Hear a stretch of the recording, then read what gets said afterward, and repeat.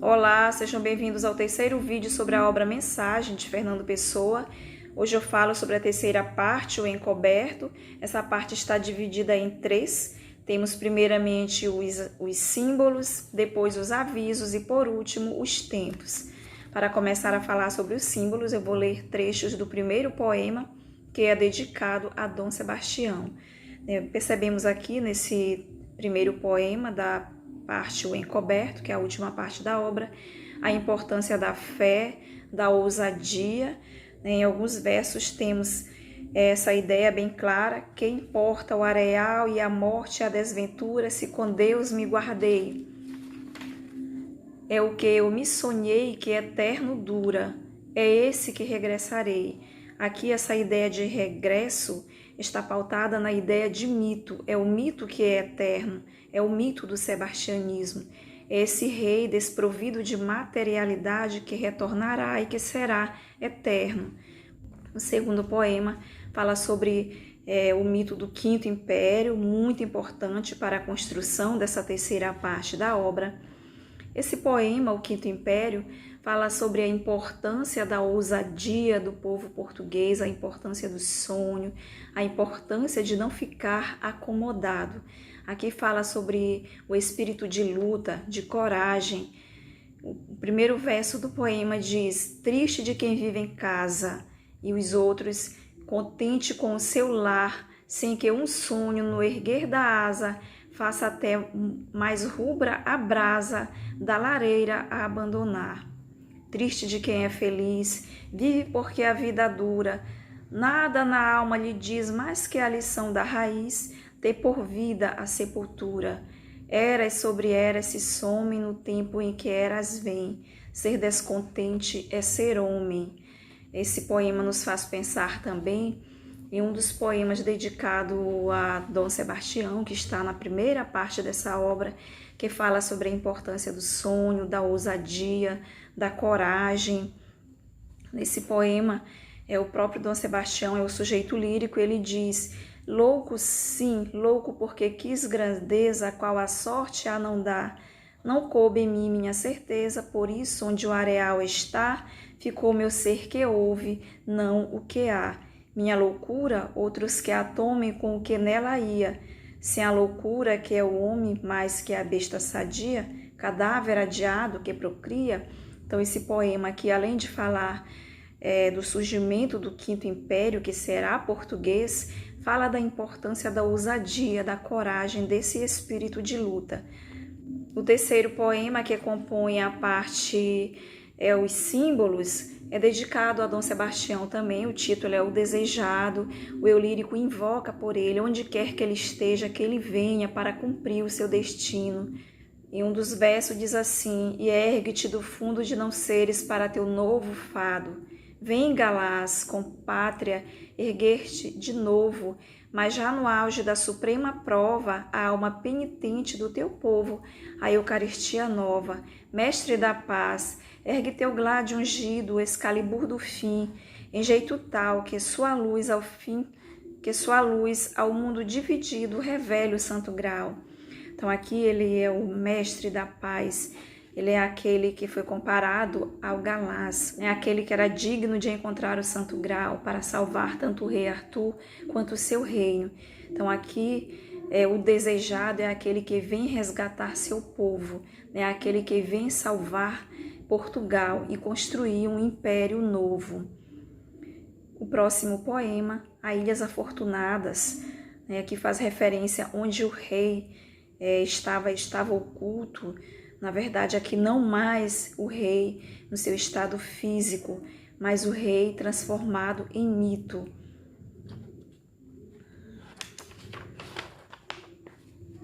Nos últimos versos percebemos essa ideia de que o rei está oculto em uma ilha mística. Diz assim: são ilhas afortunadas, são terras sem ter lugar, onde o rei mora esperando, mas se vamos despertando, cala a voz e assó o mar. Então o rei está esperando. É o mito do sebastianismo. O rei está esperando aqui, mas não o rei na sua forma física, mas sim o rei transformado em mito. E o quinto poema, O Encoberto, também faz referência aqui ao mito do sebastianismo. É um poema muito bonito. Compara aqui o regresso de Dom Sebastião, do mito, ao regresso, à ressurreição de Jesus Cristo, que símbolo fecundo vem na aurora ansiosa, na cruz morta do mundo, a vida que é a rosa, que símbolo divino traz o dia já visto, na cruz que é o destino, a rosa que é o Cristo, que símbolo final mostra o sol já desperto, na cruz morta e fatal, a rosa do encoberto. Então aqui sugere a ressurreição do encoberto como a ressurreição de Cristo, né? Estava o encoberto aqui, que é o Dom Sebastião, é como se ele já estivesse predestinado a sofrer, a morrer, mas para ter depois um regresso vitorioso, né? Como diz aqui em um dos versos, na cruz que é o destino, a rosa que é o Cristo. Então há uma analogia aqui entre esse regressar de Dom Sebastião em forma de mito e a ressurreição de Jesus Cristo. E o próximo poema é dedicado a Bandarra, já faz parte dos avisos. Bandarra representa aqui a voz do povo português, era um humilde sapateiro que vivia em Portugal e as suas trovas já falavam sobre essa construção de um novo império, já falava sobre esse rei que retornaria de forma messiânica, né? Então, Fernando Pessoa tem como inspiração essa ideia do Quinto Império também nas trovas de Bandarra. O poema dedicado a Bandarra fala assim: sonhava anônimo e desperto, o império por Deus mesmo visto, confuso como o universo e plebeu como Jesus Cristo, não foi nem santo nem herói. Bandarra, que era um simples sapateiro, um homem humilde, um homem do povo, mas considerado na obra Mensagem como um dos profetas que já anunciava a voz do povo português. É como se ele profetizasse o desejo do povo português. Mas Deus sagrou com seu sinal este cujo coração foi não português, mas Portugal. Então, Fernando Pessoa tem como inspiração também as profecias de Bandarra. E o próximo poema aqui é dedicado a Antônio Vieira. Esse poema exalta a grandeza de Vieira, exalta tanto a sua intelectualidade, a sua fé, como também a sua profecia do Quinto Império. Ele é chamado aqui de imperador da língua portuguesa.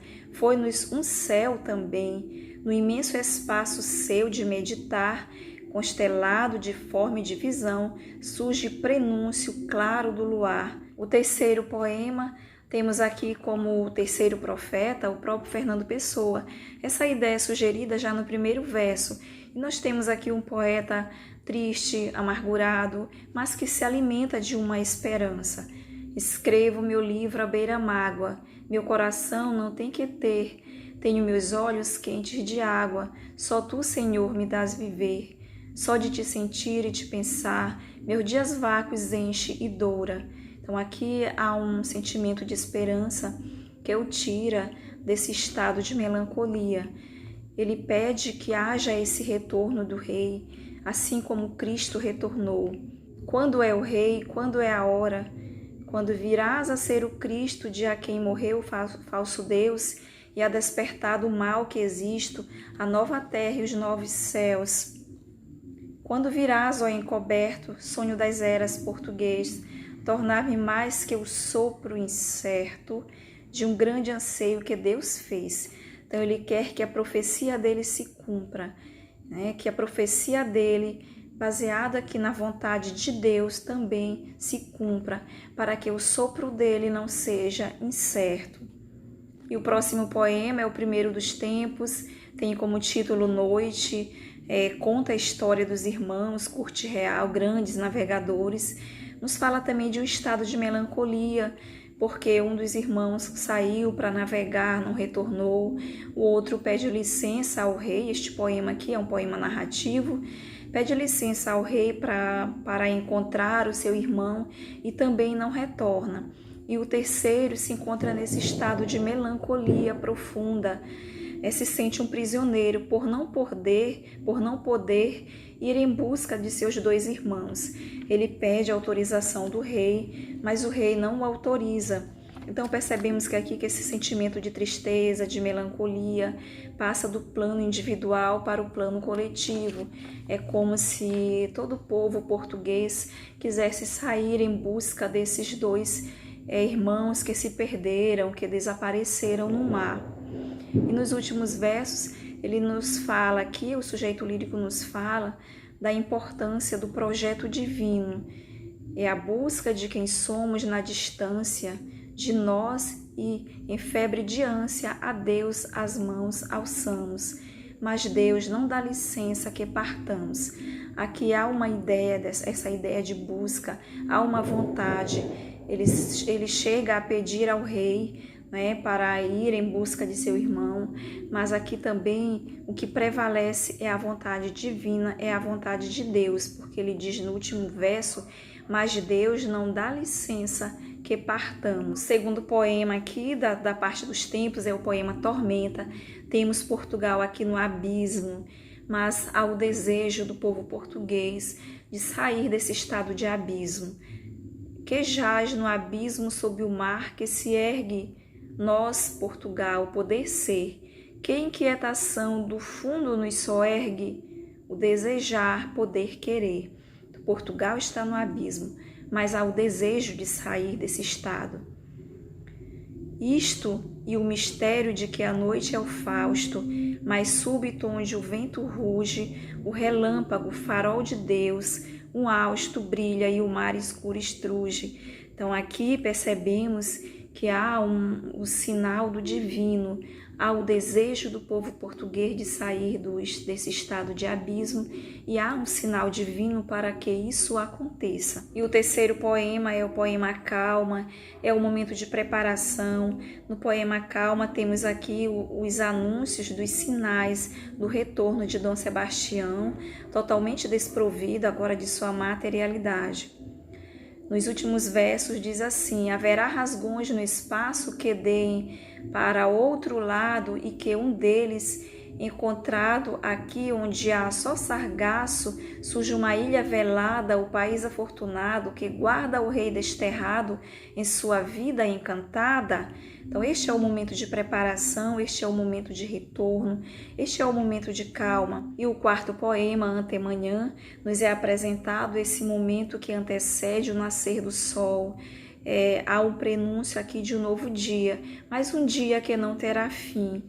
Aqui há o prenúncio já do Quinto Império e o monstrengo, antes tão temido pelo povo português, agora aparece aqui totalmente servo de Portugal. E é o monstrengo agora domado pelo povo português que vem acordar Portugal para que saia desse estado de sono, desse estado de inércia, de decadência e desperte para um novo dia, desperte para a construção desse Quinto Império, que é chamado aqui metaforicamente de um novo dia sem acabar, como está em um dos versos.